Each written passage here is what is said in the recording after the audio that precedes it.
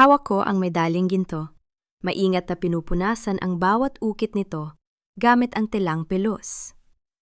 Ang bango ng asukal na nanunuot sa bawat sulok ng Bacolod Hall ay tila sumasabay sa tamis ng tagumpay na nararamdaman ko para sa lalaking mahal ko.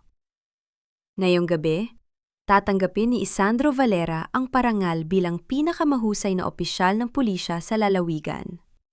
At ako, si Wilhelmina Vergara, ang babaeng mas piniling magmukhang katulong sa bodega ng asukal para lamang tustusan ang kanyang mga pangangailangan at protektahan siya mula sa mga anino ng nakaraan, ay nakatayo lang sa dilim ng backstage, nakangiti ng may pagmamalaki. 4 na taon.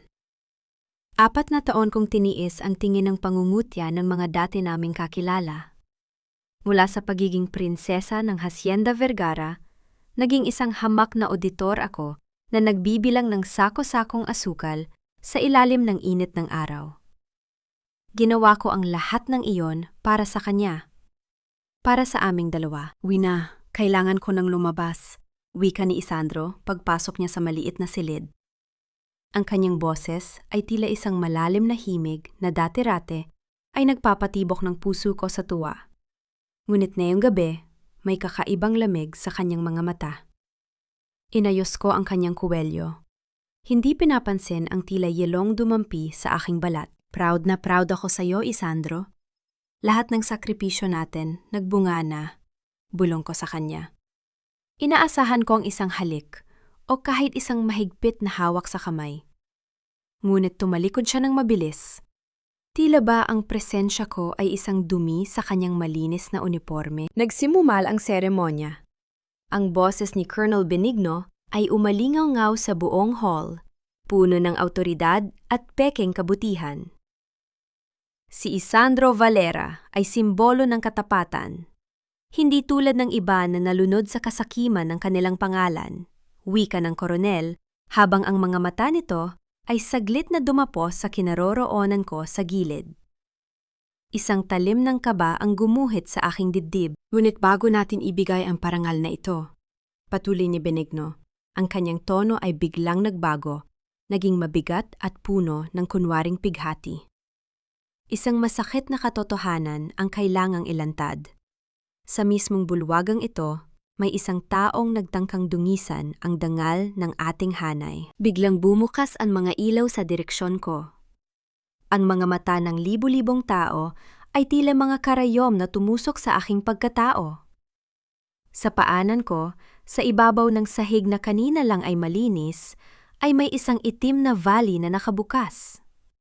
Nagkalat ang mga bungkos ng pera, mga perang may tatak ng ilegal na operasyon ng asukal. Ang gulong ng madla ay tila isang malakas na agos ng tubig na gustong lumunod sa akin. Tingnan ninyo, ang dating Teothu, magnanahaw na pala ngayon. Hindi na nahiya, pati ang danggal ng pamilya Vergara, ibinenta sa droga at smuggling. Nanigas ako. Tumingin ako kay Isandro, naghahanap ng kaligtasan. Isandro, hindi sa akin yan. Alam mo yan, sigaw ng puso ko. Ngunit walang boses na lumabas sa aking mga labi. Lumakad si Isandro palapit sa akin. Hindi bilang isang kasintahan, kundi bilang isang mang-uusig. Ang kanyang bawat hakbang ay tila tunog ng hatol ng kamatayan. "Wina, how could you?" Boses niya, sapat na malakas para marinig ng lahat. Ang kanyang mga mata na dati ay puno ng pagsamba, ngayon ay puno ng pagkamuhi. Isang pagkamuhing tila ba matagal na niyang inihanda? Isandro, listen to me. I was with you the whole time. Paano ko gagawin yan? Pilit kong sabi, ang aking tinig ay nangangatog, ngunit nananatiling rasyonal. Tumigil ka na! Sigaw niya. Sa isang iglap, naramdaman ko ang malamig na bakal sa aking mga pulso.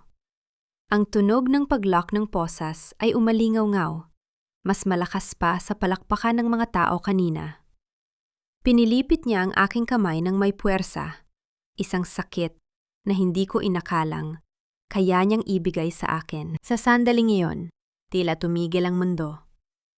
Nakita ko si Colonel Benigno sa likuran ni Isandro, dahan-dahang tumatango, Ang isang maliit na ngisi ay sumilay sa kanyang mga labi. At doon ko naintindihan. Ang parangal na ito ay hindi libre. Ang kapalit ng medalyang ginto ni Isandro ay ang aking kalayaan. Ang aking pagkatao. Ang ukche, ang matinding pagkakasakal ng sitwasyon, ay tila isang lason na gustong pumatay sa akin. Gusto kong sumigaw, gusto kong umiyak, gusto kong magmura. Ngunit sa gitna ng bagyong iyon, isang malamig na katahimikan ang bumalot sa aking isipan. Ang init ng aking pag-ibig ay biglang nag-freeze. Naging isang matalim na piraso ng yelo. Hindi ako pumalag. Hindi ako nagmakaawa. Tumingin ako ng diretsyo sa mga mata ni Isandro. Nakita ko ang takot sa likod ng kanyang galit, takot na baka mabuko ang kanyang pakikipagsabuatan. Diyan ka magaling, Isandro. Mahinahon kong sabi. Ang boses ko ay kasing lamig ng bakal na nakakabit sa akin. Ang protektahan ang mga taong bumaril sa ama ko. At ang pusasan, ang babaeng nagligtas sa buhay mo. Manahimik ka, Wina. Don't make this harder for yourself. Gigil niyang bulong habang hinihila ako palayo sa entablado. Huminto ako saglit. Tumingin ako kay Colonel Benigno na ngayon ay nakukunwaring inaaliw ang mga bisita sa gitna ng iskandalo. Pagkatapos, inilapit ko ang aking bibig sa tainga ni Isandro. Chìa khóa nằm trong dấu vân tay thứ ba trên vali, Isandro. Bulong ko sa Taglish, sa niyang ginamit ang terminong teknikal ng aking propesyon bilang auditor. Ang ikatlong fingerprint sa hawakan ng vali na yan ay hindi sa akin. At alam mo kung kanino yon? Huwag mong hayaang ang utang na loob mo kay Benigno ang magbaon sa'yo sa impyerno. Naramdaman ko ang bahagyang panginginig ng kanyang kamay na nakahawak sa braso ko. Ngunit hindi niya ako binitiwan. Hinitak niya ako palabas ng hall, sa harap ng mga kamera na walang tigil sa pagkuha ng litrato ng aking pagbagsak. Isinakay ako sa loob ng mobile car. Ang dilim sa loob ng sasakyan ay tila isang yakap ng katotohanan. Wala na ang Wilhelmina na marupok. Wala na ang Wina na bulag sa pag-ibig. Ang tanging natitira sa loob ng sasakyang ito ay isang auditor na handang baliktarin ang lahat ng numero. Binuksan ko ang aking palad sa loob ng dilim. Ramdam ang marka ng posas. Sa aking isipan, sinimulan ko ng ilista ang bawat pangalang kailangang magbayad. Isandro, Benigno, Constancia. Ang audit ay nagsisimula na. At sa pagkakataong ito, sisiguraduhin kong walang balanse ang inyong mga buhay hanggang sa mawala ang lahat sa inyo. Habang umaandar ang sasakyan, nakita ko sa side mirror ang malaking karatula ng Mascara Festival na nakasabit sa kalsada. Isang maskarang nakangiti, ngunit sa likod nito ay ang madilim na muka ng Bacolod. Ngumiti ako ng bahagya, hindi dahil sa saya, kundi dahil sa isang nakamamatay na plano. Isandro, bulong ko sa hangin sa loob ng sasakyan. Hindi mo lang ako ipinusa. Binigyan mo ako ng dahilan para sirain ang mundong binuo mo sa ibabaw ng aking mga sakripisyo. Sa paghinto ng sasakyan sa harap ng istasyon ng pulisya, nakita ko si Lori, ang aking matalik na kaibigan, na nakatayo sa labas, may hawak na panyo at umiiyak ng peke.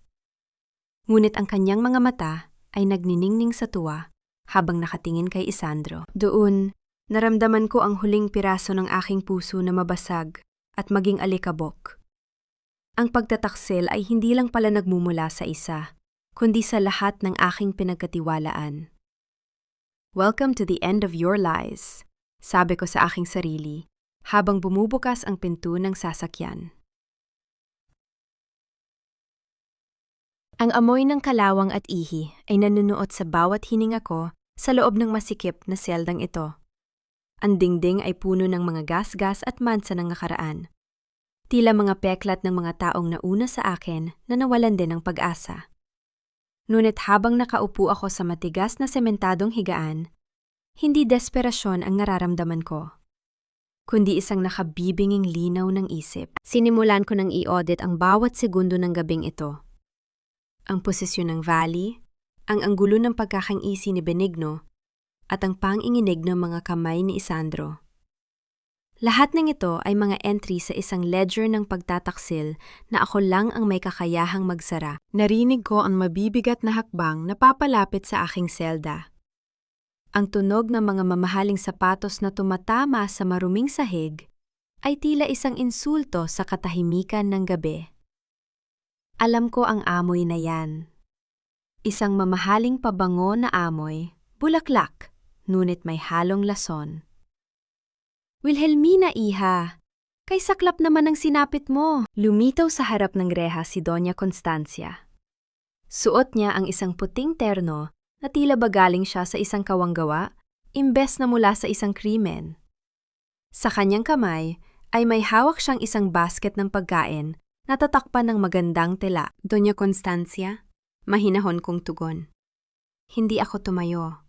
Nanatili akong nakatingin sa kanya ng diretsyo. Tila ba ako ang reyna?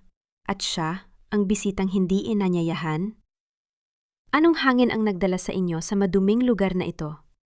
Baka madungisan ang inyong puting damit. Numiti siya, isang ngiting punong-puno ng pekeng awa. Nag-aalala ko sa'yo. Pagkatapos ng ginawa mo kay Isandro, hindi ako makatulog. Paano mo nagawang gamitin ang lalaking nagmahal sa'yo para sa iyong mga illegal na transaksyon? Ang gaslighting ay nagsisimula na. Ang galing niyang baligtarin ang mundo. Ako na biktima, na yon ay ginagawa niyang kriminal na nanakit sa damdamin ng kanyang alaga. Huwag na tayong magbulahan, Constancia. Putol ko sa kanyang drama. Alam nating dalawa na ang perang iyon ay galing sa inyong mga warehouse. Ang valley na iyon ay nakarehistro sa ilalim ng isa sa inyong mga dummy companies. Bakit hindi natin pag-usapan ang tunay na dahilan kung bakit kayo narito? Bahagyang nawala ang ngiti sa kanyang labi, pinalitan ng isang malamig at matalim na tingin. Inilapag niya ang basket sa sahig sa labas ng rehas. Narito ako para iligtas ka, Wina. Dahil sa utang na loob ko sa iyong ama, bulong niya, ang boses ay puno ng panganib. Pirmahan mo ang confession paper na ito. Sabihin mo na ikaw lang ang may gawa ng lahat. At sisiguraduhin kong hindi ka mabulok sa kulungan. Bibigyan kita ng pera at makakaalis ka ng bansa. At kung hindi, tanong ko, kung hindi, iisipin ng buong mundo na ang iyong yumaong ama ay isang kriminal din. Sisirain ko ang alaala ni Don Vergara hanggang sa maging basura ang pangalan ninyo sa buong Bacolod. At si Isandro? Mawawalan siya ng trabaho dahil sa pagiging konsintidor mo. Gusto mo bang sirain ang kinabukasan ng lalaking minahal mo? Ang ukche ay muling bumangon sa aking dibdib. Ang paraan ng paggamit niya sa aking ama at kay Isandro para makuha ang gusto niya ay isang antas ng kabuktutan na tanging si Constancia lang ang makakagawa. Ngunit imbes na sumigaw, tumawa ako ng mahina. Isang tawa na nanggagaling sa kailaliman ng aking galit. Mahal niyo talaga si Isandro, no? O mas tamang sabihin, mahal niyo ang pagkakaroon ng isang asong tagasunod na may tsapa ng pulis? Tumayo ako at lumapit sa rehas. Ang aming mga mukha ay ilang pulgada na lang ang pagitan. Pirpirmahan ko ang kahit anong gusto mo, Constancia, pero sa isang kondisyon, sabi ko. Ang aking boses ay naging kasing talim ng labaha. Ano yon? Tanong niya. Tila nagtatagumpay na ang kanyang plano. Kinuha ko ang panulat na inabot niya, ngunit hindi ko ito ginamit sa papel. Sa halip, kinuha ko ang isang maliit na piraso ng papel mula sa aking bulsa. Ang resibo ng audit na itinago ko bago pa man ako pusasan. Isinulat ko roon ang isang serye ng mga numero. Ang mga numerong ito ay ang bank code ng offshore account ninyo sa Cayman. Ang account kung saan nyo ipinapasok ang kinikita ninyo mula sa pawis at dugo ng mga sakada. Bulong ko. Nakita ko ang biglang paglaki ng kanyang mga mata. Ang kanyang mapuputing kamay ay nagsimulang manginig sa hawakan ng kanyang basket. Saan mo nakuha yan? Gigil niyang tanong. Ako ay isang auditor, Constancia. Nakikita ko ang mga bagay na akala ninyo ay nakabaon na sa lupa. Kung may mangyari sa akin sa loob ng seldang ito, ang mga numerong ito ay otomatikong mapupunta sa Anti-Money Laundering Council. Isang click lang at ang lahat ng inyong yaman ay magiging abo. Ang kanyang muka ay nawala ng kulay. Ang halik ng Judas na balak niyang ibigay sa akin ay bumalik sa kanya bilang isang sumpa. Hindi siya nakapagsalita. Ang tanging naririnig sa buong hallway ay ang mabigat niyang paghinga. Ngayon, umalis ka na, utos ko. At sabihin mo kay Isandro, huwag siyang magkakamaling pumasok dito kung wala siyang dalang katotohanan. Dahil sa susunod na magkita tayo, hindi na ako ang Wina na laging nakayuko. Ako na ang magiging huling audit ng inyong mga buhay. Walang salitang tumalikod si Constancia. Ang kanyang mga hakbang ay mabilis. Tila tinatakasan ang isang multo. Iniwan niya ang basket ng pagkain sa sahig, isang simbolo ng kanyang talunang manipulasyon. Bumalik ako sa aking upuan. Naramdaman ko ang pagod, ngunit ang puso ko ay mas matatag kaysa kailanman. Ngunit sa gitna ng aking panalo, may isang bagay na gumugulo sa akin. Isang anino na nakita ko sa dulo ng hallway habang paalis si Constancia. Isang aninong pamilyar ang tindig. Isandro. Gaano katagal na siya roon? Narinig ba niya ang lahat? O siya ang nagdala kay Constancia rito para tapusin ang trabahong sinimula niya sa entablado? Inihilig ko ang aking ulo sa malamig na pader. Ang gabi ay mahaba pa, at ang bawat minuto ay isang hakbang patungo sa isang digmaan na ako mismo ang nagdisenyo. Hindi ko kailangan ng tagapagligtas. Ang kailangan ko lang ay ang aking panulat at ang katotohanang walang sinuman ang makakabura. Habang ang amoy ng luma at basang semento ang bumabalot sa akin sa selda, sa kabilang dako ng Bacolod ay may isang silid na puno ng halimuyak ng mamahaling tabako at tagumpay. Ang opisina ni Colonel Benigno. Doon, sa ilalim ng malamlam na ilaw ng chandelier, nakaupo si Lori sa swivel chair ng koronel. Dahan-dahang iniikot ang isang baso ng alak. Wala na ang mga luhang nakita ko sa labas ng istasyon. Ang kanyang mukha, na itinuring kong kapatid sa loob ng maraming taon, ay bakas ang isang nising puno ng pananampalataya sa sarili niyang kasamaan. Masyadong matigas ang bungo ni Wina Benigno, wika ni Lori. Ang boses ay wala ng bahid ng pag-aalala. Kahit nakapuso na, nakuha pang takutin si Constancia. Akala ko ba ay madali natin siyang mapapirma? Hayaan mo siya, Lori, sagot ni Benigno, habang nakatingin sa labas ng bintana. Pinagmamasdan ang mga ilaw ng lungsod. Ang isang ibon, kapag matagal na sa hawla at wala nang makain, kusa ring hihingi ng tawad. Siguraduhin mo lang na ang lahat ng impormasyon na ibibigay mo kay Isandro ay magtuturo sa kanya na si Wina ang utak ng lahat. Gamitin mo ang mga luhang yan. Alam mong mahina ang loob ni Isandro sa mga taong nasasaktan. Don't worry, Colonel. Expert ako dyan. Sa tingin ni Isandro, ako ang tangin kakampi niya sa gulo na ginawa ni Wina. Sagot ni Lori sabay lagok sa alak. Samantala, sa forensic lab ng istasyon, hindi mapakali si Isandro. Ang liwanag ng fluorescent lamp sa kisame ay tila bumubutas sa kanyang sentido. Hawak niya ang report ng fingerprints mula sa valley. May mali. Ayon sa opisyal na dokumento, tanging fingerprints lang ni Wina ang natagpuan. Ngunit naalala niya ang bulong ni Wina kanina, the third fingerprint. Kinuha niya ang magnifier at tinitigan ang original na slide bago ito linisin ng technician. Doon, sa ilalim ng isang particular na anggulo ng ilaw, nakita niya ang isang bahid. Isang malabong marka ng daliri na sadyang binura sa pinal na report. Isang malamig na pawis ang gumuhit sa kanyang likuran. Ang kanyang sariling tauhan ang nagmaniobra ng ebidensya. Biglang bumalik sa kanyang alaala ang isang gabi. 4 na taon na ang nakalipas. Ang gabi, bago siya hiwalayan ni Wina nang walang malinaw na dahilan. Nakita niya ang ama ni Wina, si Don Vergara, na may kausap sa dilim ng kanilang asyenda. Isandro, lumayo ka na sa amin? Ang mundong kinatatayuan mo ay puno ng patibong. Ginagawa ko ito para protektahan ka.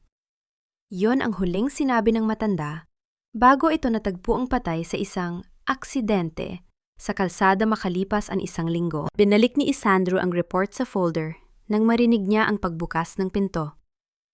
Pumasok si Lori. Namumugto ang mga mata at may dalang kape. Isandro, kailangan mo magpahinga, malambing na sabi ni Lori. Alam kong masakit ang ginawa ni Wina sa'yo. Hindi ko rin akalain na magagawa ng best friend ko na magtago ng ganoong kalaking pera habang tayo ay naghihirap. Tumingin si Isandro kay Lori. Sa unang pagkakataon, tila may nakita siyang lamat sa maskara nito.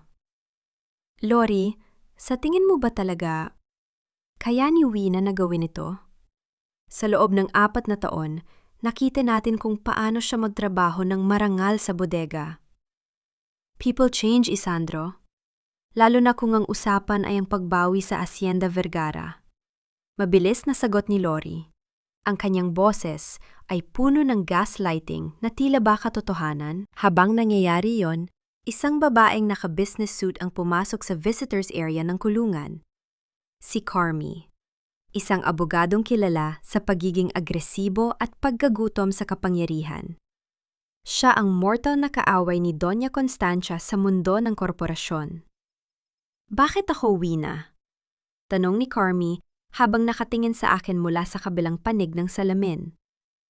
Alam mong mahal ang oras ko, at ang mga kasong ganito ay hindi nakadadagdag sa reputasyon ko. Dahil ikaw lang ang may sapat na galit kay Constancia para gawin ang kailangan ko. Seryoso kong sagot. At dahil gusto mong makuha ang mga share ng asukal na ninakaw nila sa pamilya mo 10 taon na ang nakalilipas.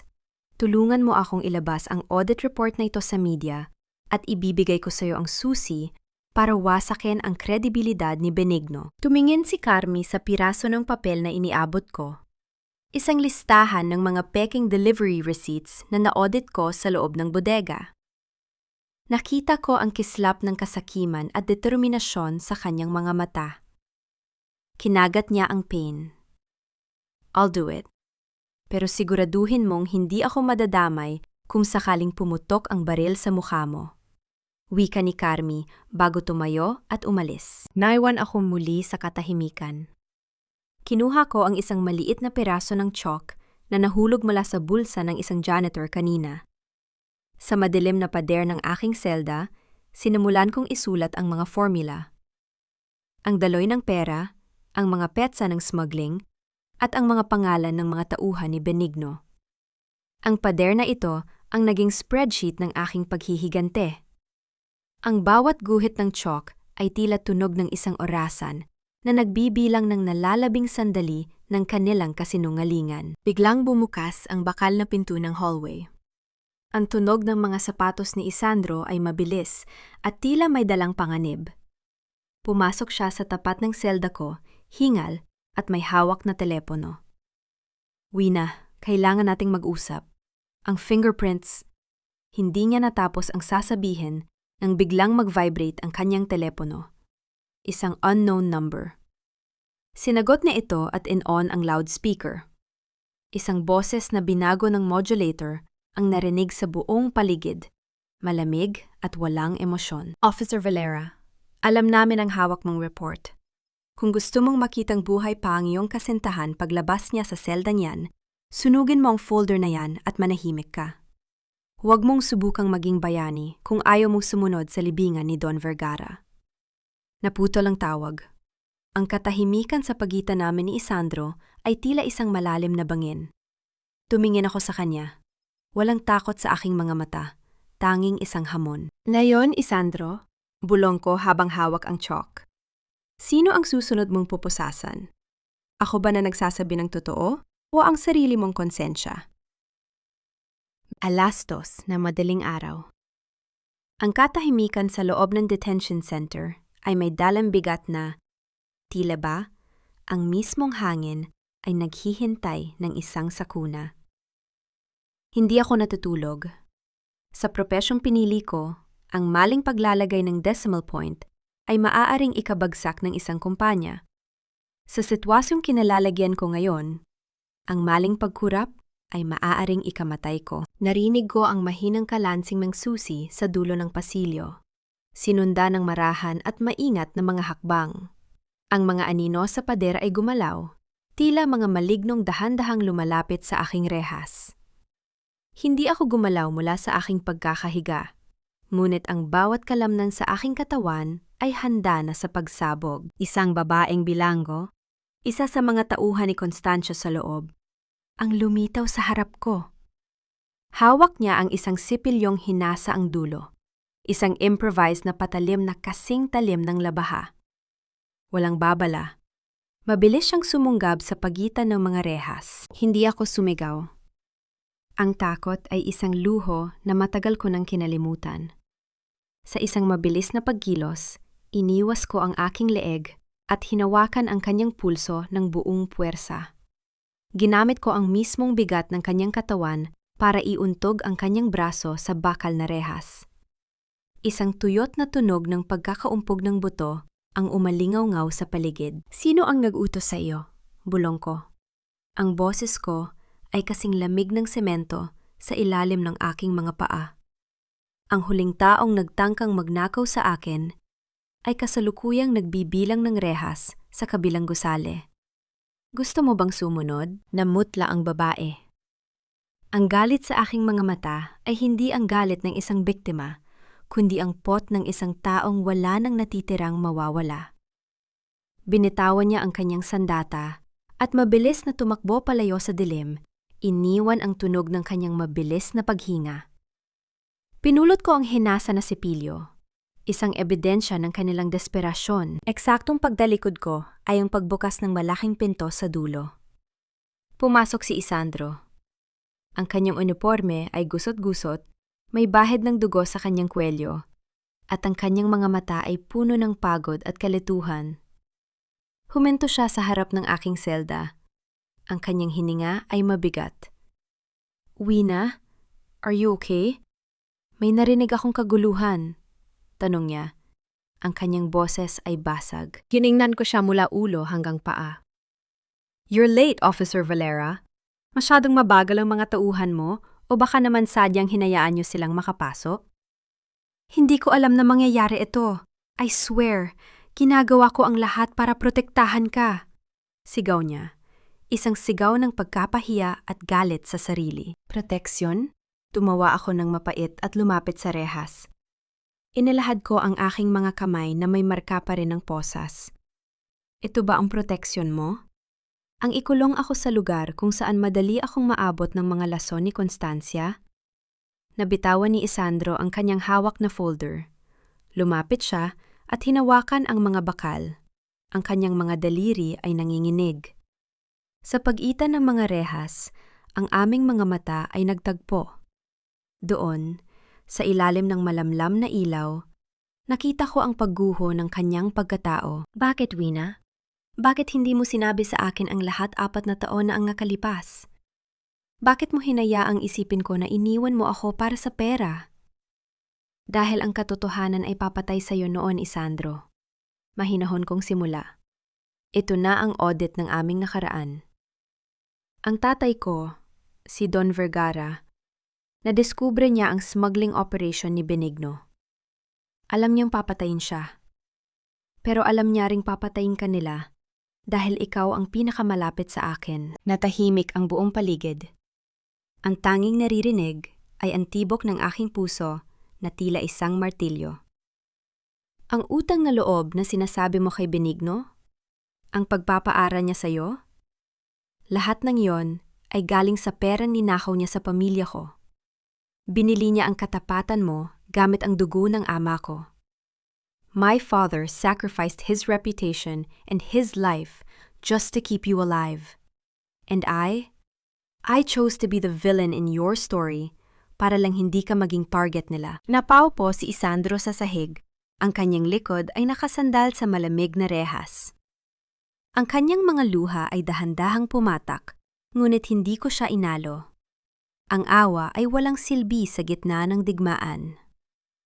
"You audited my life without my permission, Wina," bulong niya. "And I found a huge deficit in your loyalty, Sandro," sagot ko. Inilabas ko ang hinasa na sipilyo at ipinakita sa kanya. Ngayon, tignan mo ang baril na nakasukbit sa baywang mo. Ang baril na simbolo ng iyong katapatan sa batas. Tumingala siya sa akin, puno ng katanungan ang mga mata. The ballistic report of the gun that killed my father 4 years ago, hindi pa yan nawawala.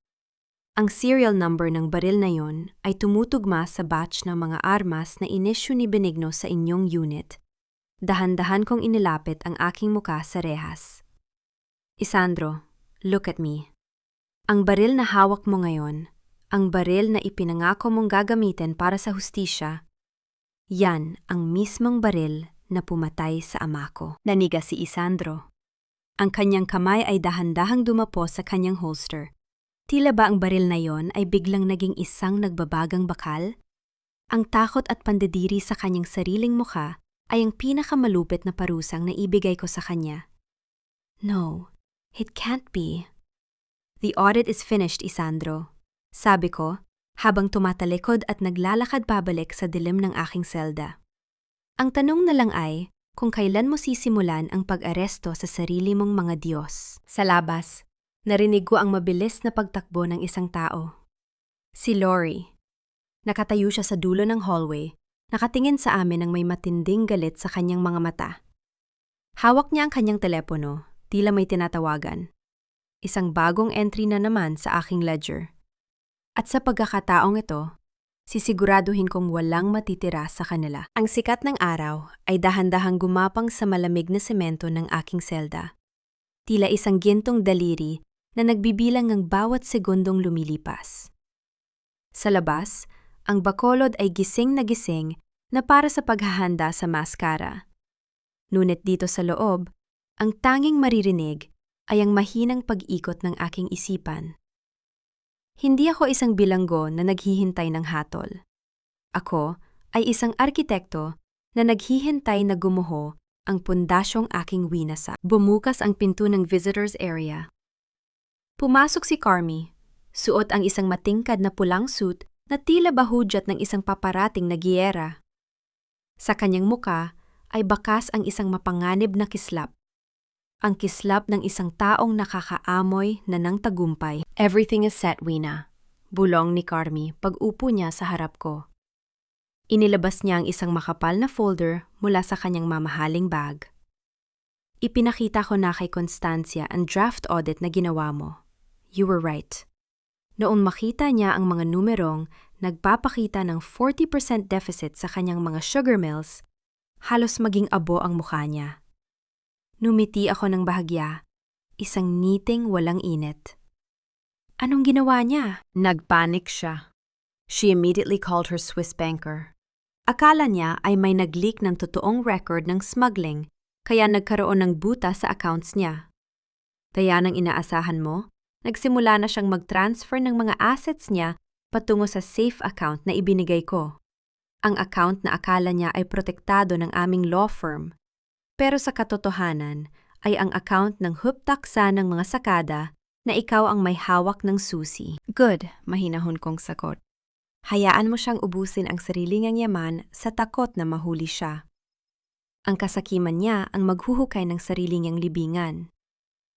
Pero may problema tayo, seryosong dagdag ni Carmi. Si Benigno. Sinisimula na niyang magduda kay Isandro. Nakita ng mga tauhan niya si Isandro na pumasok sa forensic lab kagabi. They are watching him, Wina. Baka pati ang plano natin ay mabulgar. Huwag kang mag-alala kay Isandro. Wika ko habang tinititigan ang mga numerong nakasulat pa rin sa pader. Si Isandro ay isang lalaking nabubuhay sa utang na loob.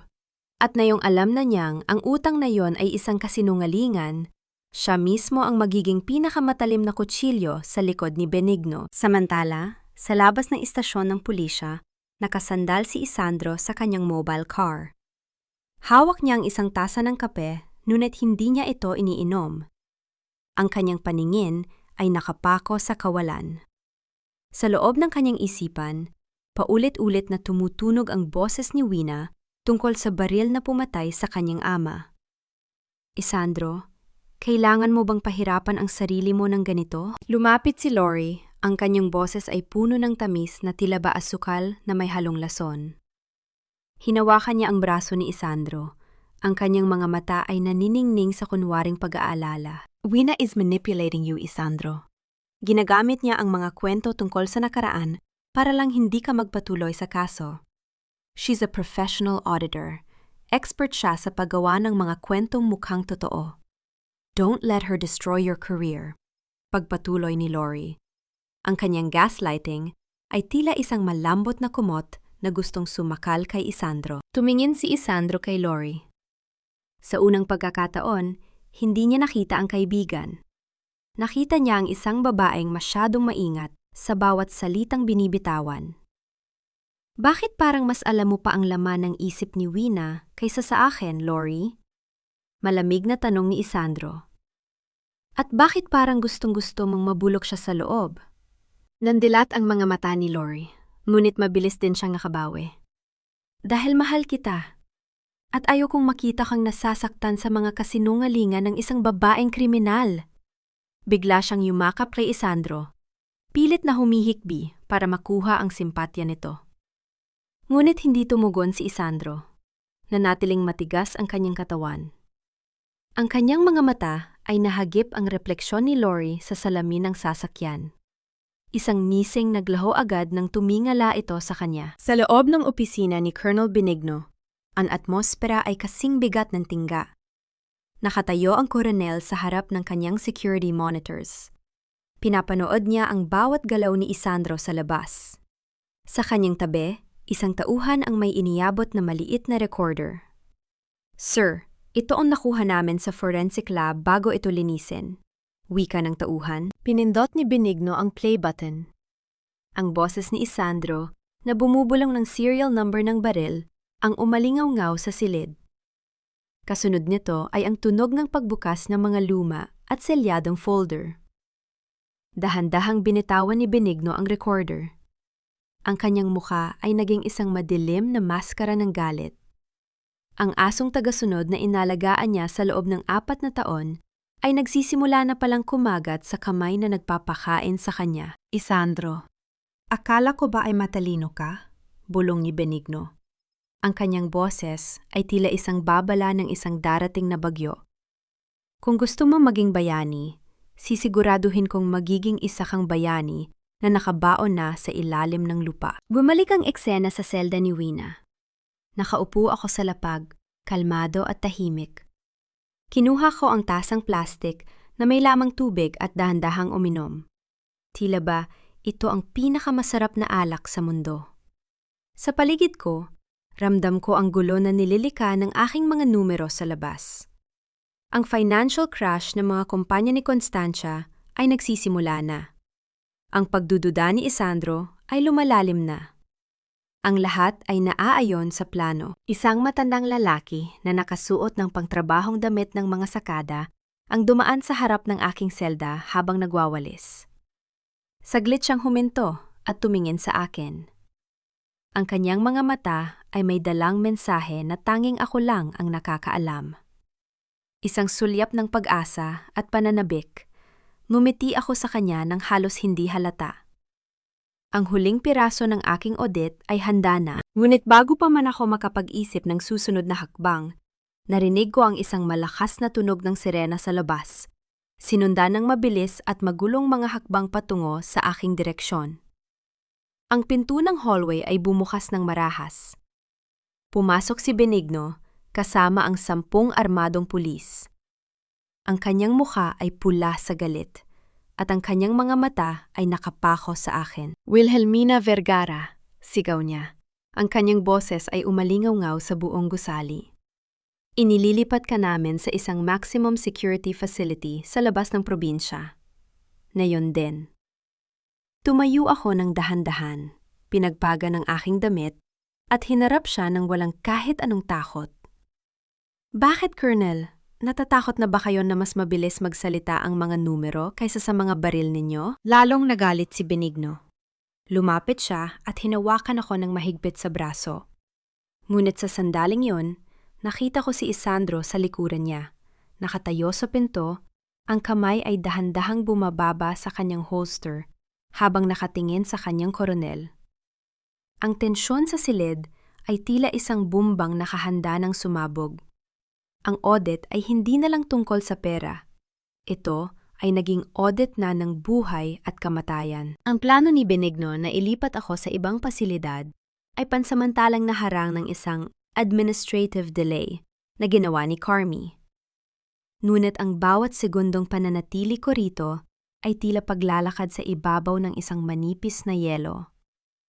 Alam kong hindi sila titigil.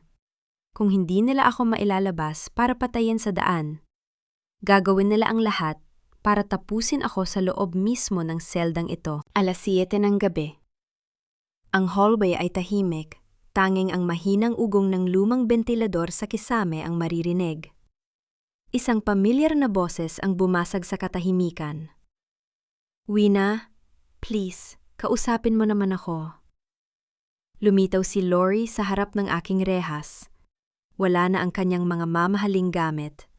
Nakasuot siya ng isang simpleng blusa at ang kanyang buhok ay tila ba hindi nasuklay ng maayos. Hawak niya ang isang tasang porselana na may takip, umuusok pa ito sa init. "Lori?" tipid kong sagot. Hindi ako kumilos mula sa aking kinauupuan. Pinanood ko ang bawat detalye ng kanyang pagkilos, ang panginginig ng kanyang mga daliri, ang paraan ng pag-iwas ng kanyang mga mata sa akin, at ang sobrang paghigpit ng hawak niya sa tasa. "Dinalhan kita ng arroz caldo. Paborito mo ito, di ba? Lalo na kapag malamig ang panahon," malambing niyang sabi. Ang boses ay puno ng kunwaring pagsisisi. "Wina, patawarin mo ako kung nag-away tayo kanina. Naguguluhan lang ako. Ayaw ko lang na mapahamak si Isandro dahil sa mga transaksyon mo." Tumayo ako ng dahan-dahan at lumapit sa kanya. Ang init ng tasa ay ramdam ko, kahit hindi ko ito hinahawakan. "Arroz caldo? O baka naman isang tasang puno ng solusyon para sa mga problema ni na Benigno at Constancia?" Nandilat ang mga mata ni Lori. Ngunit mabilis siyang nagpanggap na nasasaktan. "Wina, paano mo nasasabihan? Kaibigan mo ako. Sa loob ng 4 na taon, ako ang kasama mo habang naghihirap ka sa bodega." "Kaibigan?" Tumawa ako ng mahina. Isang tawa na kasing talim ng isang punyal. Ang isang kaibigan ba ay natutulog sa kama ng lalaking pumatay sa ama ko? Ang isang kaibigan ba ay nagsisinungaling kay Isandro para lang makuha ang atensyon niya? Natigilan si Lori. Ang maskara ng pagiging biktima ay dahan-dahang nalaglag mula sa kanyang muka. Ang kanyang mga mata ay naging madilim at puno ng inggit. "Alam mo na pala," bulong niya. Ang boses ay wala na sa tono ng pagkakaibigan. "Oo, Wina. Matagal ko nang gusto ang lahat ng meron ka. Ang pangalan mo, ang yaman mo, at higit sa lahat, si Isandro. Pero kahit noong wala ka na sa asyenda, kahit mukha ka ng basahan sa bodega, ikaw pa rin ang tinitingnan niya. Ikaw pa rin ang iniisip niya. Kaya ba kailangan mo akong lasonin?" Itinuro ko ang tasang hawak niya. "Audit ng emosyon, Lori. Masyado kang halata. Ang amoy ng luya sa arroz caldo na yan ay hindi sapat para itago ang matapang na amoy ng pestisidyo na galing sa bodega ni Benigno." Galit na inilapag ni Lori ang tasa sa maliit na istante ng rehas. Ang matinis na tunog ng porselana na tumama sa bakal ay umalingaw-ngaw sa buong hallway. "Kahit alam mo, wala kang magagawa. Walang maniniwala sa'yo. Sa mata ng batas, isa kang kriminal. At sa mata ni Isandro, isa kang babaeng puno ng lihim." Kinuha ko ang tasa. Tinitigan ko ang puting usok na lumalabas mula rito.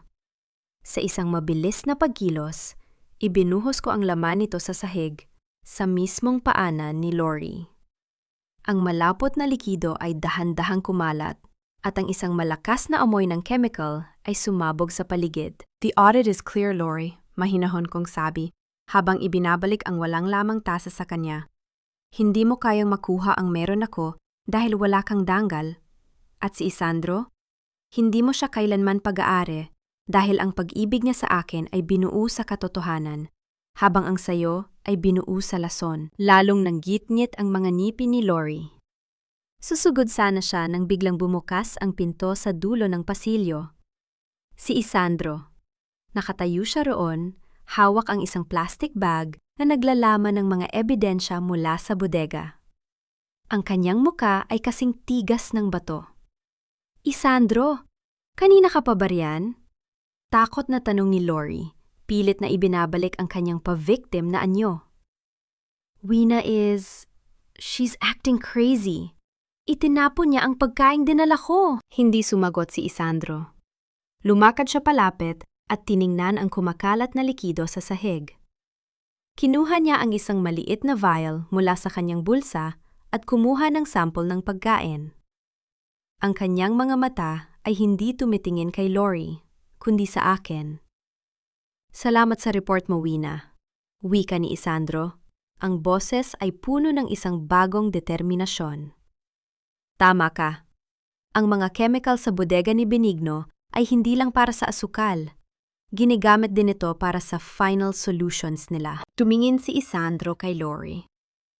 Isang tingin na puno ng pandidiri. Umalis ka na, Lori. Bago ko makalimutan na babae ka, at bago ko ipasuot sa'yo ang posas na dapat ay para sa mga katulad mo. Mabilis na tumakbo si Lori palabas. Ang tunog ng kanyang mga sapatos ay tila isang desperadong pagtakas. Naiwan kaming muli ni Isandro sa gitna ng tensyon at amoy ng lason. Wina, patawarin mo ako. Bulong ni Isandro. Ang kanyang kamay ay humawak sa malamig na rehas. Nabulag ako ng utang na loob. Halos mapatay ka ng sarili kong mga kasama dahil sa kamangmangaan ko. Huwag kang humingi ng tawad, Isandro. Gumawa ka ng aksyon, tugon ko. Ang Mascara Festival ay bukas na. Doon nila balak tapusin ang lahat. Doon nila balak selyuhan ang Hacienda Vergara sa ilalim ng pangalan ni Benigno. Anong balak mo? I-audit natin ang kanilang huling transaksyon. Numiti ako, isang ngiting puno ng panganib. Ibigay mo kay Carmi ang mga dokumentong nakuha mo sa lab. At sisiguraduhin kong sa harap ng libu-libong tao sa Bacolod, ang maskara ni Benigno ang unang malalaglag. Samantala, sa isang madilim na silid sa asyenda, hawak ni Benigno ang kanyang radyo. Ang boses ni Lori na umiiyak ay naririnig mula sa kabilang linya. Hindi gumana, Colonel. Alam niya ang lahat. Dahan-dahang ibinaba ni Benigno ang radyo. Ang kanyang mukha ay naliliman ng usok ng kanyang tabako. Kung hindi gumagana ang lason, gagamit tayo ng bakal. Sa gitna ng parada bukas, sisiguraduhin kong ang ingay ng musika ang tatakip sa tunog ng huling putok ng baril. Ang gabi ay lumalalim, at ang bawat segundo ay tila isang hakbang patungo sa isang madugong pagtatapos.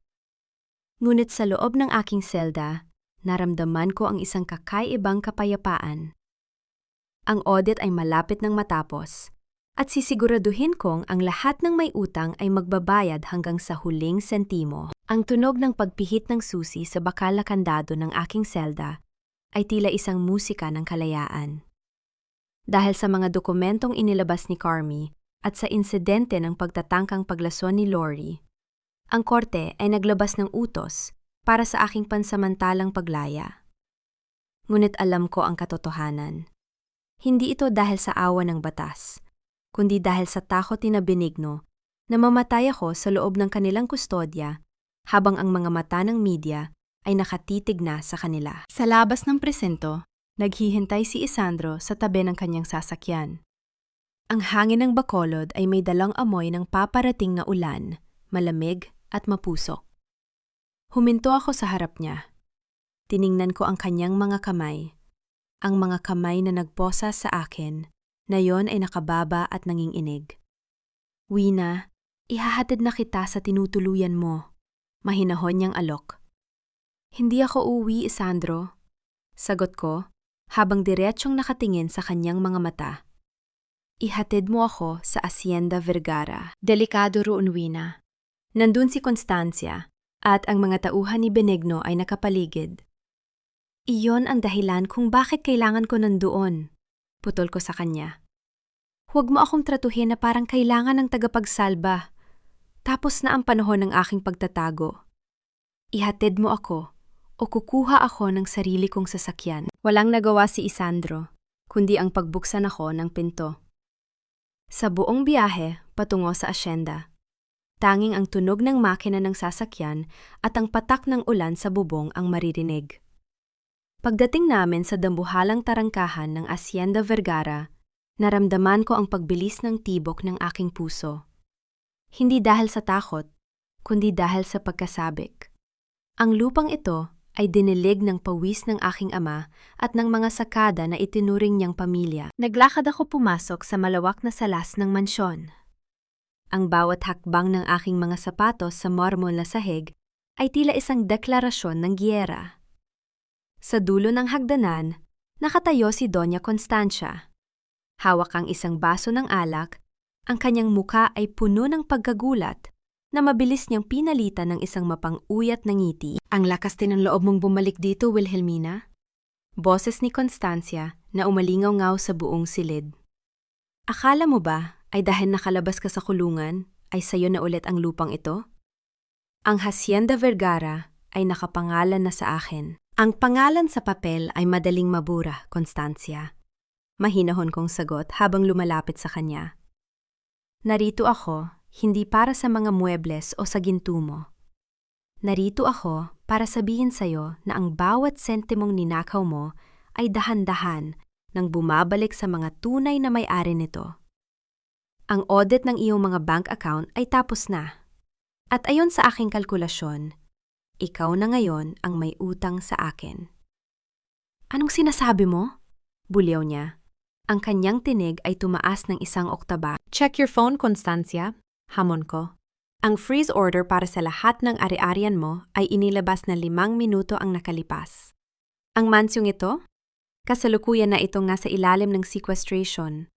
Sa madaling salita, isa ka nalang squatter sa sarili mong bahay. Sa gitna ng aming sagupaan, pumasok si Isandro sa salas. Hawak niya ang isang lumang folder. Isang folder na matagal nang nawawala mula sa archive ng police station. Ang folder tungkol sa pagkamatay ng aking ama. Isandro, paalisin mo ang babaeng ito! Sigaw ni Constancia. Pilit na ibinabalik ang kanyang otoridad. Ngunit hindi siya tiningnan ni Isandro. Lumakad siya patungo sa kinaroroonan ko. Ang kanyang mga mata ay punong-puno ng pighati at matinding pagsisisi. Sa harap ni Constancia, sa harap ng mga kasambahay, at sa harap ko. Dahan-dahang ibinaba ni Isandro ang kanyang katawan hanggang sa tumama ang kanyang mga tuhod sa malamig na sahig. Nalaman ko na ang lahat. Bulong niya, ang boses ay basag sa emosyon. Nabasa ko ang huling liham ni Don Vergara na itinago ni Benigno. Alam ko na kung paano niya ibinenta ang kanyang dangal para lang huwag nila akong galawin. Alam ko na kung paano mo tiniis ang lahat ng pasakit sa bodega para lang manatiling ligtas ang buhay ko. Ang katahimikan sa salas ay tila isang mabigat na kumot. Nakita ko ang gulat sa mukha ni Constancia. Ang kanyang alas na si Isandro ay tuluyan na niyang nawala. Patawarin mo ako, Wina, patuloy ni Isandro. Ang kanyang noo ay halos sumayad na sa sahig. Naging bulag ako. Naging kasangkapan ako ng mga taong pumatay sa taong nagturing sa akin na anak. Handa akong tanggapin ang kahit anong parusa. Kahit habang buhay na pagkamuhi, tatanggapin ko. Huwag mo nang ipagkait sa akin ang pagkakataong ituwid ang lahat. Tiningnan ko ang lalaking nakaluhod sa paanan ko. Sa loob ng 4 na taon, nangarap akong makita ang sandaling ito. Ngunit na yung narito na, walang saya sa aking puso. Tanging isang malalim na lungkot para sa mga taong nawala sa amin. Tumayo ka, Isandro. Malamig kong utos. Ang pagluhod ay para sa mga mahihina. At sa digmaang ito, kailangan ko ng isang lalaking marunong tumayo para sa katotohanan. Dahan-dahan siyang tumayo, ang mga mata ay namumula, ngunit may bagong liwanag ng determinasyon. Ang utang na loob mo sa ama ko ay hindi mababayaran ng pagluhod, sabi ko sa kanya. Mababayaran mo lang ito kung tutulungan mo akong hubarin ang lahat ng maskara sa darating na pista ng mascara. Doon natin tatapusin ang audit na ito. Doon natin sisingilin ang bawat patak ng dugo at pawis na inutang nila sa amin. Tumingin ako kay Constancia na ngayon ay nanginginig na sa galit at takot. Ang kanyang baso ng alak ay nahulog sa sahig, nabasag sa libu-libong piraso. Isang simbolo ng kanyang gumuho na imperyo. Sa pista ng maskara, Constancia, bulong ko, ang aking boses ay kasing talim ng isang hatol. Maghanda ka. Dahil doon, sa harap ng buong Bacolod, ang iyong huling pag-uulat ay hindi na maiiwasan. Tumalikod ako at naglakad palabas ng mansyon, kasunod si Isandro. Ang ulan ay tumitila na, at ang sikat ng araw ay nagsisimulang sumilip sa mga ulap, nagbibigay ng liwanag sa malawak na lupain ng Hacienda Vergara. Ang reyna ay nagbalik na, at ang paniningil ay magsisimula na sa huling sayaw ng mga maskara. Ang ingay ng papalapit na Mascara Festival ay naririnig hanggang sa loob ng Hacienda Vergara. Ang tunog ng mga tambol at tawanan ng mga tao sa labas ay kabaligtaran ng nakabibinging katahimikan sa loob ng aking silid. Sa harap ko, ang liwanag mula sa screen ng aking laptop ay ang tanging nagbibigay buhay sa dilim. Hindi ako sumasayaw sa kalsada, ngunit ang aking mga daliri ay may sariling ritmo sa ibabaw ng keyboard. Isang ritmong magpapabagsak sa mga taong akala ay hindi sila mahahawakan ng batas. Sinimulan ko na ang Plan B. Sa loob ng nakalipas na 2 oras, gamit ang mga access codes na nakuha ko mula sa mga lihim na ledger ni Constancia, sinimulan ko ang isang serye ng legal withdrawals. Hindi ito pagnanakaw. Ito ay pagbawi.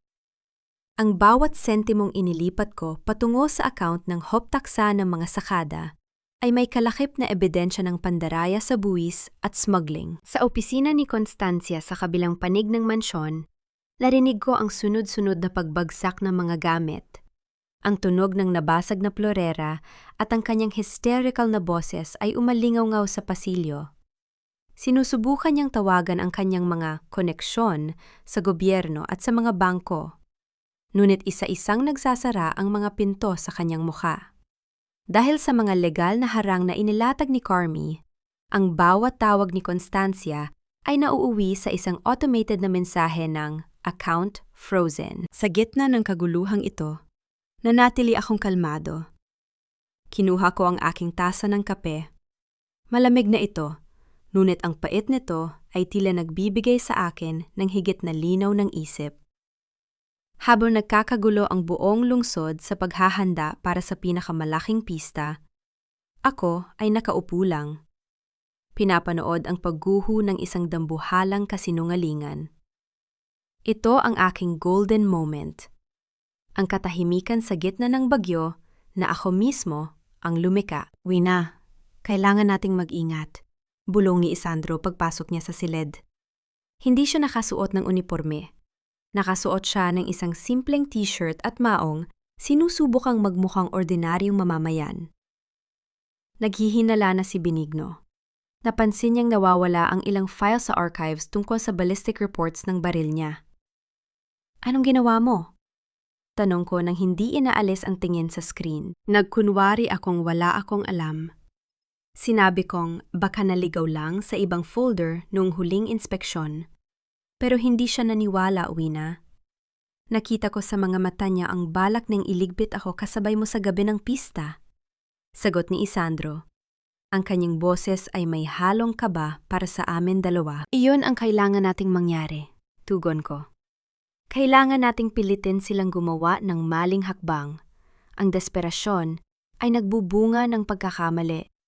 At ang bawat pagkakamali nila ay isang karagdagang entry sa aking audit report. Sa labas ng bintana, napansin ko muli ang isang anino sa ilalim ng mga puno ng mangga.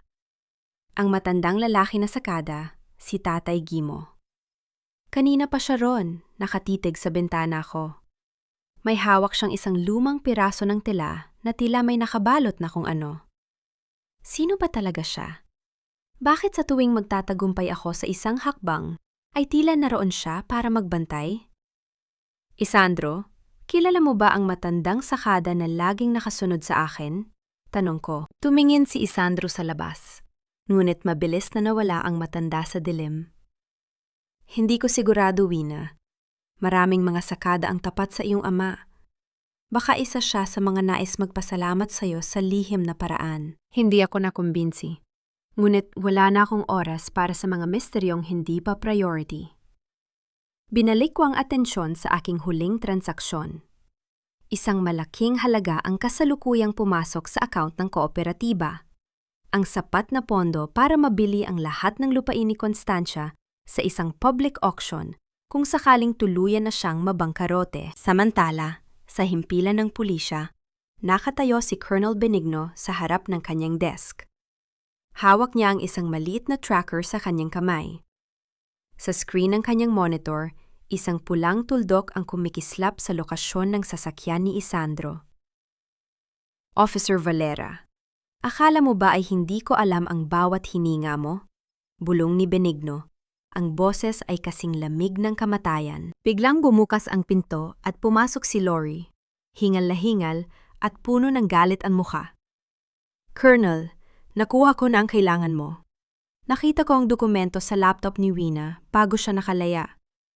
Balak niyang ilipat ang lahat ng yaman ninyo sa mga sakada sa gabi ng maskara. Dahan-dahan numiti si Benigno. Kinuha niya ang kanyang baril mula sa drawer at sinuri ang bala nito.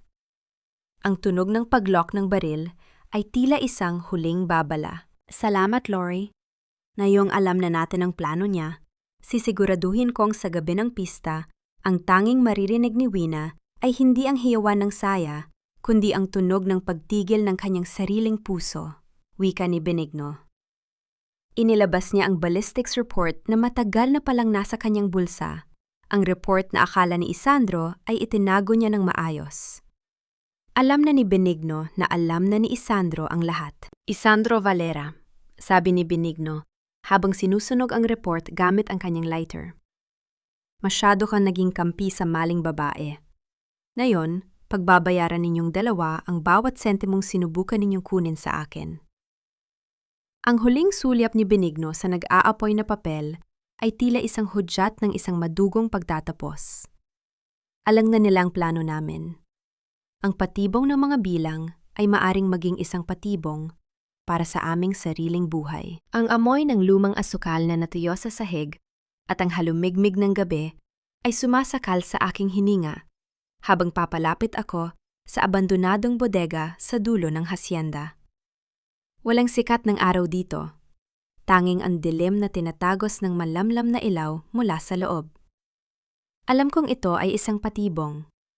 Alam kong sa bawat hakbang ko, binibilang ni Benigno ang nalalabing sandali ng aking buhay. Ngunit ang isang auditor ay hindi tumatalikod sa gitna ng pag-uulat. Lalo na kung ang buhay ng lalaking nagbigay sa akin ng posas at ngayon ay nagbibigay sa akin ng katotohanan ang nakataya. Sa gitna ng bodega, nakatali si Isandro sa isang selyadong silya. Ang kanyang muka ay puno ng pasa at ang kanyang puting t-shirt ay basa na ng sarili niyang dugo. Sa harap niya, nakatayo si Benigno. Hawak ang kanyang baril na tila ba ito ay isang laruan. Ang tunog ng pagtulo ng tubig mula sa butas na bubong ay tila isang orasa na nagbibilang ng kamatayan. Wala ka talagang kadaladala, Isandro, boses ni Benigno, puno ng sarkasmo. Akala mo ba ay hindi ko malalaman na ikaw ang nag-uwi ng mga file? Pagkatapos ng lahat ng itinulong ko sa'yo, ganito mo ako babayaran? Utang na loob, Officer Valera. Utang na loob. Ang utang ko ay binayaran ko na noong pinuwersa ko ang posas sa babaeng inosente dahil sa utos mo. Basag ang boses ni Isandro, ngunit nananatiling matigas ang kanyang loob. Huminto ako sa bungad ng pinto. Ang tunog ng aking mga sapatos sa tuyong dahon sa labas ay nagpatigil sa kanilang usapan. Dahan-dahan akong pumasok, ang aking laptop bag ay nakasukbit sa balikat at ang aking muka ay walang kahit anong bakas ng takot. Bitawan mo siya, Benigno, mahinahon kong sabi. Ang aking boses ay umalingaw-ngaw sa malawak na bodega, kasing lamig ng hanging gabi. Wilhelmina! Dumating ang ating bida! Tumawa si Benigno at itinutok ang baril sa akin. Akala mo ba ay matatakot mo ako sa mga numero mo? Dito sa bodegang ito, ang tanging batas ay ang bakal na hawak ko. Ang bakal ay pumapatay ng tao, Benigno. Pero ang mga numero, pinapatay nito ang buong imperyo mo. Kinuha ko ang isang makapal na folder mula sa aking bag. Hawak ko ang huling audit report ng lahat ng offshore accounts mo sa Panama at Cayman. Kasama na rito ang mga transaksyon mo kay Lori at ang mga pirma mo sa mga ghost delivery ng asukal. Isang pindot ko lang sa aking telepono at ang lahat ng perang pinaghirapan mong nakawin ay maglalaho sa loob ng 1 minuto. Nananakot ka ba? Gigil niyang tanong. Ngunit nakita ko ang pag-aalinlangan sa kanyang mga mata. Desperado siya sa pera. Hindi ito pananakot. Ito ay isang settlement. Lumapit ako ng dahan-dahan, hindi pinapansin ang baril na nakaturo sa aking dibdib. Huminto ako sa tabi ni Isandro. Nakita ko ang lungkot at pag-aalala sa kanyang mga mata. Wina, umalis ka na. Huwag kang magpakamatay para sa akin. Bulong ni Isandro. Hindi ko siya pinakinggan. Sa halip, dahan-dahan kong itinaas ang aking kamay at dinampi ang aking mga daliri sa kanyang pasa sa pisingi. Ang init ng kanyang balat ay tila isang kuryenteng gumising sa mga damdaming matagal ko nang pinatay. Ito ang aking pangako. Isang tahimik na bulong ng kaligtasan. Audit your heart, Isandro. Bulong ko sa kanya. Sabi ko sa'yo, hindi ako kailanman papayag na maging balanse ang buhay ko kung wala ka. Tumingin ako muli kay Benigno. Ang password ng encrypted file ay ibibigay ko sa'yo kapag nakalabas na si Isandro sa pintong yan. Kapag hindi, mawawala ang lahat sa'yo. Magiging pulubi ka bago pa man dumating ang bukas. Isang laro ng bluffing. Isang sugan laang taya ay ang aming buhay. Nakita ko ang paggangalit ng mga ngipin ni Benigno. Tumingin siya kay Isandro, pagkatapos ay sa folder na hawak ko. Ang kasakiman niya ay mas malakas kaysa sa kanyang galit. Pakawala ng aso, utos ni Benigno sa kanyang mga tauhan. Dahan-dahang kinalagan si Isandro. Tumayo siya ng pasuray-suray, ngunit mabilis ko siyang inalalayan. Ang bigat ng kanyang katawan sa aking balikat ay tila isang responsibilidad na handa kong pasanin habang buhay. Ang password, hiling ni Benigno. Ang kamay ay nanginginig sa pag-aabang. Ibinigay ko ang isang piraso ng papel. Habang mabilis niyang sinusubukang i-type ang code sa kanyang tablet, hinila ko si Isandro patungo sa dilim sa likod ng mga sako ng asukal. Alam kong ang password na yon ay magbibigay lamang sa kanya ng access sa isang mensahe. Audit denied. Takbo, Isandro! Sigaw ko. Ngunit bago pa man kami makalayo, narinig namin ang isang malakas na tunog ng pagbagsak ng mga bakal na tubo sa kabilang bahagi ng bodega. Sinunda ng isang matinis na sigaw ng galit mula kay Benigno. Nalinang mo ako, Wina! Kasunod nito ay ang tunog ng isang malakas na putok na bumasag sa katahimikan ng gabi. Isang matalas at nakatutulig na tunog na tila ba ang mismong hangin ay napunit. Naramdaman ko ang biglang pagbigat ng katawan ni Isandro sa aking bisig. Isandro! Sigaw ko. Ang aking rasyonalismo ay tuluyan ng gumuho. Sa dilim, may isang aninong mabilis na gumalaw. Hindi si Benigno, kundi ang matandang sakada, si Tatay Gimo, na may hawak na lumang itak at nakatayo sa pagitan namin at ng mga tauhan ni Benigno. Ang gabi ay napuno ng mga bulong ng takot at tunog ng naglalaban ng mga tao.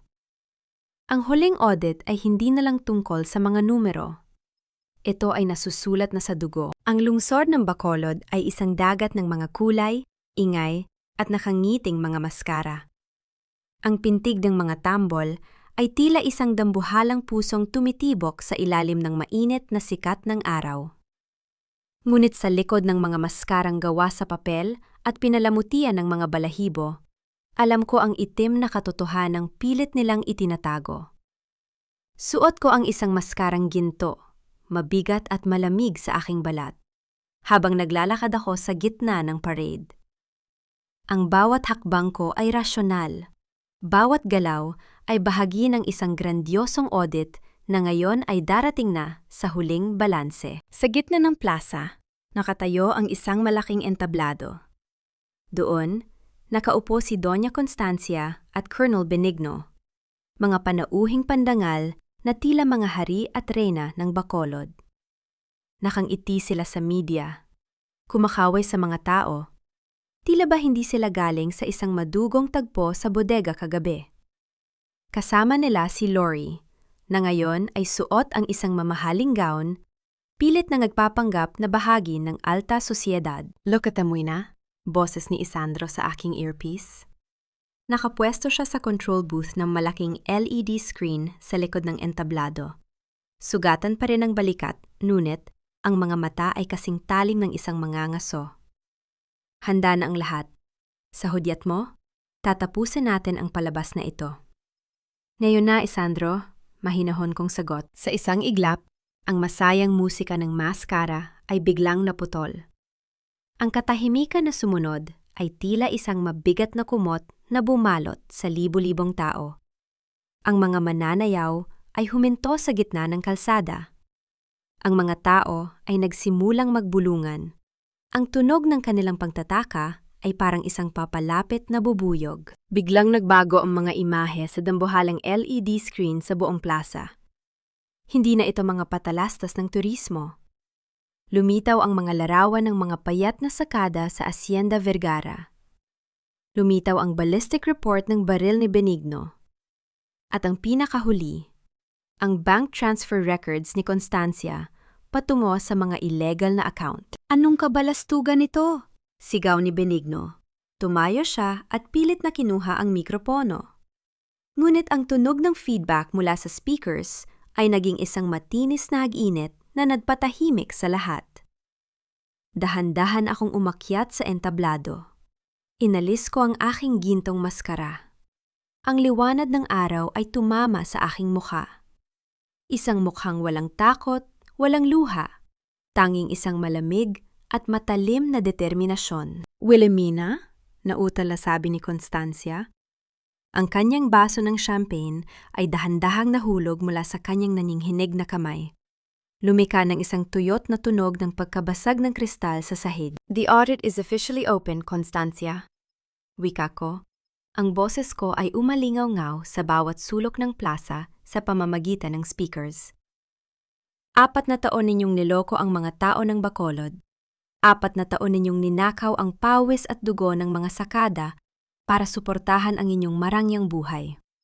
Pero ngayong araw, ang bawat sentimong ninakaw ninyo ay opisyal ng na-audit. Magsisinungaling ka. Wala kang ebidensya. Bulyaw ni Benigno. Ang kanyang kamay ay dahan-dahang bumababa sa kanyang holster. Ebidensya? Tumingin ako sa malaking screen. Ang mga dokumentong nakikita ninyo ngayon ay galing mismo sa inyong personal na computer, Colonel. Ang bawat pirma mo sa pagpapapatay sa ama ko at sa pag-smuggle ng asukal ay naka-archive na sa database ng National Bureau of Investigation. Lumapit ako kay Constancia. Ang aming mga mata ay nagtagpo. Sinubukan niyang itaas ang kanyang kamay para sampalin ako. Ngunit mabilis ko itong hinawakan. Ang higpit ng hawak ko sa kanyang pulso ay sapat na para maramdaman niya ang bawat taon ng paghihirap ko sa bodega. Huwag mo akong susubukang saktan, Constancia, bulong ko. Ngunit ang boses ko ay sapat na lakas para marinig ng mga nasa unahan. Ang sampal ng katotohanan ay mas masakit kaysa sa anumang kamay. Check your balance one last time. Wala ka ng mansyon. Wala ka ng hacienda. Ikaw ay opisyal ng bangkarot. Ang bawat butil ng asukal na pag-aari mo ay naipamahagi na sa kooperatiba ng mga manggagawang pinahirapan mo. You monster! Hiyaw ni Constancia. Ang kanyang muka ay naging isang pangit na maskara ng desperasyon at galit. Nagmakaawa siya sa mga tao. Huwag kayong maniwala sa kanya. Baliwo ang babaeng yan. Ngunit ang madla ay hindi na nakikinig sa kanya. Ang tunog ng pagbu at sigaw ng galit mula sa libu-libong tao ay tila isang malakas na kulog. "Magnanakaw! Mamamatay tao!" ang isinisigaw nila. Sa gilid ng entablado, nakita ko si Lori na sinusubukang tumakas, ngunit hinarangan siya ni Tatay Gimo at ng iba pang mga sakada. Hawak nila ang mga lumang dokumento ng lupa. Ang kanilang mga mukha ay puno ng isang tahimik na tagumpay. "Tapos na ang palabas, Benigno," boses ni Isandro. Lumabas siya mula sa likod ng screen, hawak ang kanyang warrant of arrest. Ang kanyang uniforme ay may mansa ng dugo, ngunit ang kanyang tindig ay kasing tatag ng isang bundok. "Colonel Benigno, isinusuko mo ang iyong sarili sa batas para sa mga kasong murder, smuggling, at graft and corruption." Naging wild ang mga mata ni Benigno. Sa gitna ng takot at pagkapahiya, mabilis niyang binunot ang kanyang baril. Ang tunog ng paglock ng gatilyo ay umalingaw-ngaw, isang matalas na metalikong tunog na nagpatahimik sa plaza. Itinutok niya ang baril sa sarili niyang ulo. Ang kanyang mukha ay puno ng isang baliw na tawa. "Hindi niyo ako makukulong. Ako ang batas sa Bacolod!" sigaw niya. Naramdaman ko ang biglang pagtigil ng aking hininga. Ngunit bago pa man niya maipol ang trigger, isang mabilis na pagkilos ang nangyari. Sinunggaban ni Isandro ang braso ni Benigno.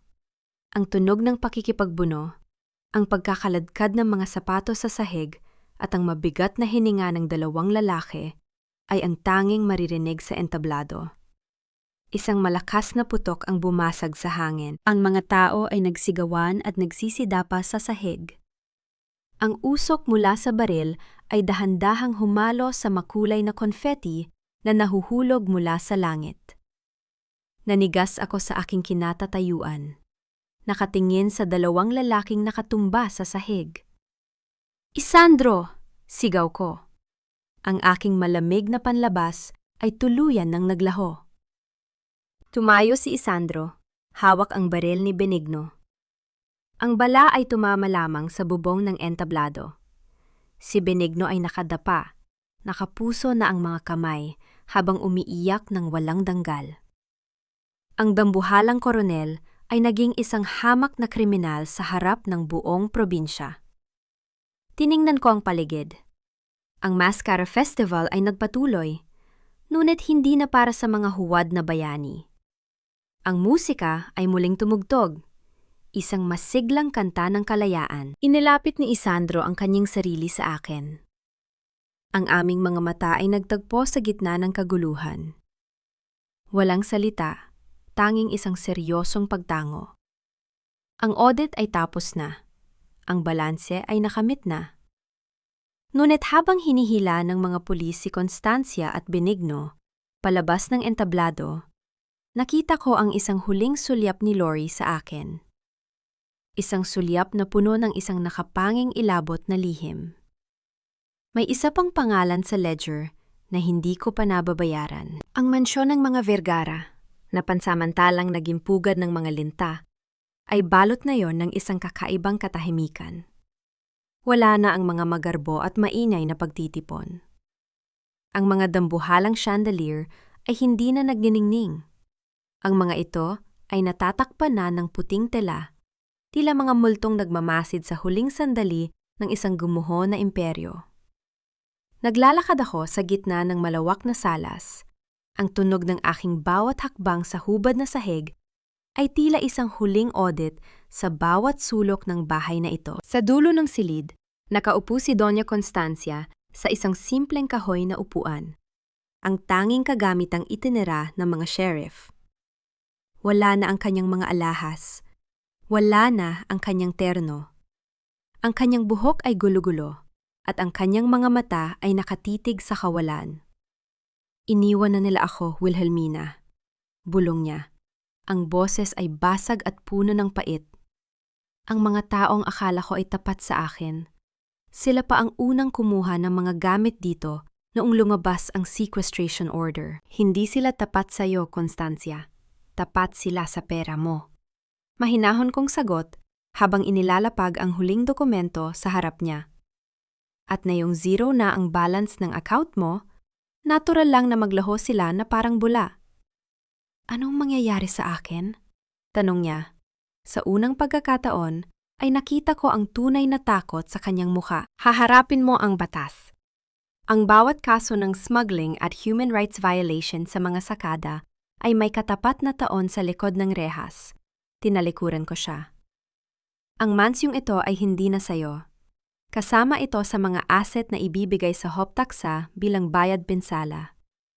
May 1 oras ka para umalis. Sa labas ng mansyon, sa ilalim ng matandang puno ng acacia, nakita ko si Lori na pinupusasan ng mga tauhan ni Isandro. Umiiyak siya ng malakas, pilit na kumakawala habang isinisigaw ang pangalan ni Isandro. Ngunit si Isandro ay nakatayo lang, ilang metro ang layo. Ang kanyang mukha ay kasing tigas ng bato, habang pinapanood ang babaeng naging lason sa aming buhay. "Wina, please! Sabihin mo sa kanila na inutusan lang ako ni Benigno," sigaw ni Lori nang makita niya ako. "Best friend tayo, di ba?" Huminto ako sa harap niya. Tinitigan ko ang kanyang mga matang puno ng desperasyon. "The audit of our friendship is long overdue, Lori. And the result is a total bankruptcy of trust. Wala ka nang makukuha sa akin. Kahit isang patak ng luha, hindi mo deserve." Habang hinihila siya patungo sa sasakyan ng pulis, naramdaman ko ang isang malalim na paghinga ng ginhawa. Ang lason ay tuluyan ng naisantabi. Lumakad ako patungo sa kinaroroonan ni Isandro. Nakatitig siya sa malawak na sakahan ng asukal na ngayon ay unti-unti nang nagbabago ang kulay sa ilalim ng papalubog na araw. "Tapos na ang lahat, Wina," wika niya nang hindi tumitingin sa akin. "Nasa kustodiya na si Benigno. Ang mga ebidensya ay selyado na. Pero ang kasalanan ko sa'yo, ang pagkabulag ko, iyon ang hindi ko alam kung paano tatapusin. Tara na," aya ko sa kanya. "Pumunta tayo sa puntod ni Papa." Pumunta kami sa isang tahimik na bahagi ng hasyenda kung saan nakahimlay ang aking ama. Ang damo ay malinis at may mga sariwang bulaklak na iniwan ang mga sakada. Isang patunay ng tunay na pagmamahal na hindi nabibili ng pera. Dahan-dahang lumuhod si Isandro sa harap ng puntod. Ipinatong niya ang kanyang nanginginig na kamay sa malamig na marmol. "Don Vergara, narito na ang katarungang ipinangako ko. Patawarin niyo ako kung naging bahagi ako ng dilim na pumatay sa inyo. Sisiguraduhin kong ang anak niyo ay hindi na muling luluha dahil sa mga katulad ko." Nanatili akong nakatayo sa kanyang likuran. Sa sandaling yon, ang rasyonal na pader na itinayo ko sa paligid ng aking puso ay nagsimulang magkaroon ng lamat. Nakita ko ang isang lalaking hindi lang humihingi ng tawad, kundi isang lalaking handang magbayad ng kanyang sariling dangal para sa akin. "Isandro," tawag ko. Tumingala siya sa akin. Ang mga mata ay puno ng lungkot at pag-asa. Ang Hacienda Vergara ay hindi na magiging sa akin lang.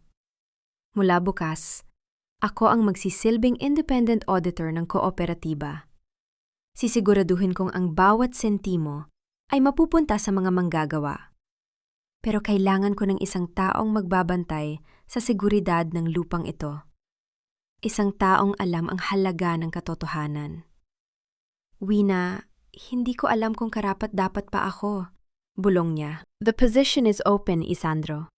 Pero hindi ito utang na loob. Ito ay isang trabahong kailangang panindigan." Numiti ako ng bahagya. Isang tunay na ngiti na matagal nang hindi nasisilayan ng mundong ito.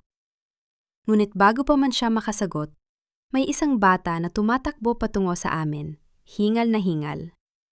"Ma'am Wina! Sir Isandro! May nakita po kaming luma at selyadong baul sa ilalim ng opisina ni Colonel Benigno.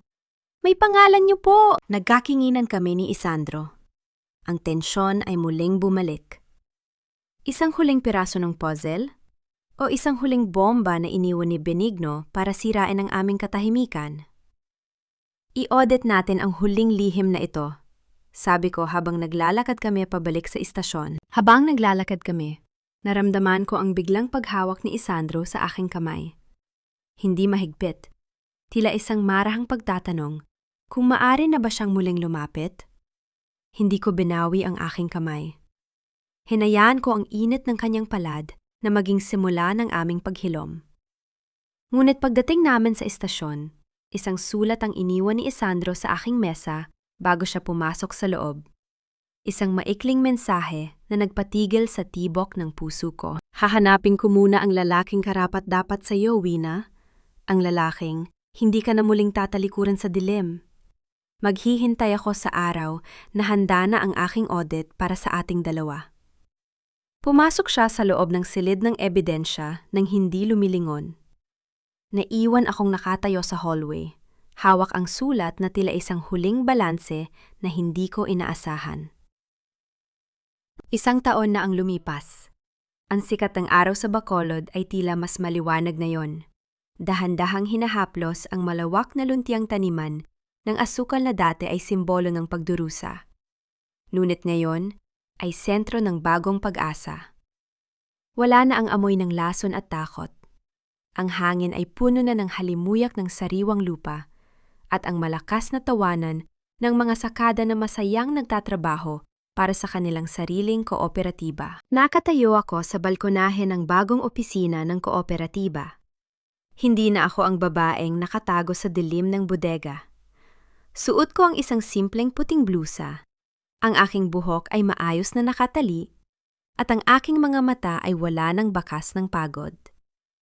Ako ay isang independent auditor na ngayon. Tinitiyak na ang bawat butil ng asukal at bawat sentimong kinikita ng Hacienda Vergara ay napupunta sa tamang kamay. Sa loob ng 1 taon, maraming nagbago. Si Doña Constancia ay kasalukuyang nagdurusa sa loob ng isang correctional facility, malayo sa maranyang buhay na kanyang kinasanayan. Ayon sa mga balita, wala nang dumadalaw sa kanya. Ang kanyang mga dating kaibigan ay tila kinalimutan ang kanyang pangalan. Si Colonel Benigno naman ay nahaharap sa habambuhay na pagkabilanggo. Ang kanyang kapangyarihan ay naging abo na lamang sa ilalim ng bigat ng kanyang mga krimen. At si Lori? Siya ay nananatiling isang anino sa nakaraan. Isang paalala na ang pagkakaibigang binuo sa ingit ay laging nauuwi sa pagkawasak. Narinig ko ang marahang pagbukas ng pinto. Ang tunog ng mga sapatos na tumatama sa sahig ay pamilyar. Mabigat, matatag, ngunit may dalang pag-iingat. Hindi ko na kailangang lumingon para malaman kung sino ito. Ang mga libro para sa huling quarter ay handa na, Wina, wika ni Isandro. Humarap ako sa kanya. Malaki ang ipinagbago niya. Wala na ang kanyang uniporme ng pulis. Nakasuot siya ng isang asul na polo at ang kanyang mukha ay mas payapa na ngayon. Sa loob ng 1 taon na wala siya, nagtrabaho siya bilang isang private investigator para sa mga biktima ng pang-aabuso sa ibang lalawigan. Isang paraan niya ng pagbabayad sa kanyang mga pagkakamali sa nakaraan. Ngayon, nagbalik siya bilang head of security ng kooperatiba. Kumusta ang audit ng seguridad sa labas? Tanong ko. Ang aking boses ay rasyonal, ngunit may bahid ng init. Lahat ay balanse na, Wina. Numiti siya ng bahagya. Lumapit siya sa akin, ngunit huminto siya sa isang distansyang puno ng respeto. Walang banta, walang mga anino. Ang hacienda ay malaya na. Salamat, Isandro, tugon ko. Tumingin ako sa malayo, sa dulo ng sakahan, kung saan makikita ang mga bagong bahay para sa mga manggagawa. Iniisip ko kung napatawad ko na ba talaga ang lahat. At ano ang sagot ng iyong puso? Tanong niya. Ang pagpapatawad ay hindi isang biglaang kaganapan, Isandro. Isa itong proseso ng pag-audit. Inalis ko na ang mga bad debts ng galit at pait sa aking ledger. Hindi ko kinalimutan ang nangyari.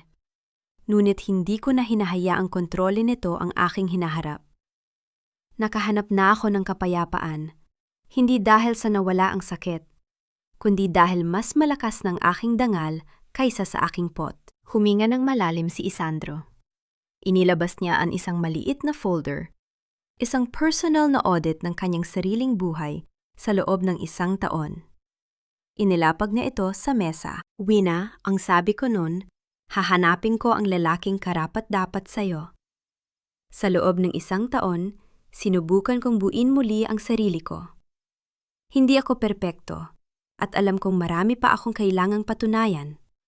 Pero sana ay bigyan mo ako ng pagkakataong maging bahagi ng iyong bagong ledger.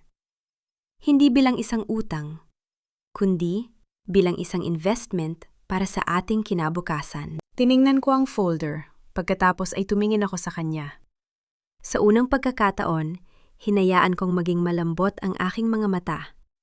Ang rasyonal na babaeng kilala ng lahat ay handa na ring magbukas para sa isang bagong kabanata. The audit is ongoing, Isandro. Mahinahon kong sabi. Isang matamis at seryosong ngiti ang sumilay sa aking mga labi. Pero sa nakikita ko ngayon, mukhang maganda ang iyong mga entry. At siguro, maaari nating simulan ang pag-aaral sa ating dalawa nang walang posas at walang mga lihim. Ang marahang pagdampi ng hangin sa aming mga mukha ay tila isang pagbabasbas mula sa langit. Wala nang kailangang itago. Wala nang kailangang iyakang nakaraan. Ang mensahe ng aking buhay ay malinaw na. Ang katotohanan ay hindi lamang nagpapalaya. Ito ang pundasyon ng tunay na lakas. Ang isang babaeng marunong tumayo para sa kanyang sarili, na gumagamit ng talino at dangal sa harap ng pagtataksil, ay hindi kailanman magiging talunan. Ang katarungan ay hindi ibinibigay ng kusa. Ito ay kinukuha natin sa pamamagitan ng matapang na paghaharap sa mga taong gustong pumatay sa ating kaluluwa. Hinanap ko ang aking panulat sa mesa at itinalaga ang huling marka sa aking personal na ledger. Selyado na ang mga libro, tapos na ang huling pag-uulat. Malaya na ako. At sa pagkakataong ito, ang aking buhay ay hindi na magiging kulang sa balanse. Dahil ang katarungan, kapayapaan at pag-ibig ay opisyal ng na-audit at napatunayang totoo. Habang naglalakad kami ni Isandro palabas ng opisina, patungo sa malawak na asyenda, ang tunog ng aming mga hakbang ay sabay na sa ritmo ng bagong bakolod. Ang maskara ng nakaraan ay tuluyan ng nalaglag at ang mukhang nakikita ng mundo ngayon ay ang mukha ng isang tunay na naman, isang Filipina na mas matatag kaysa sa anumang bagyo.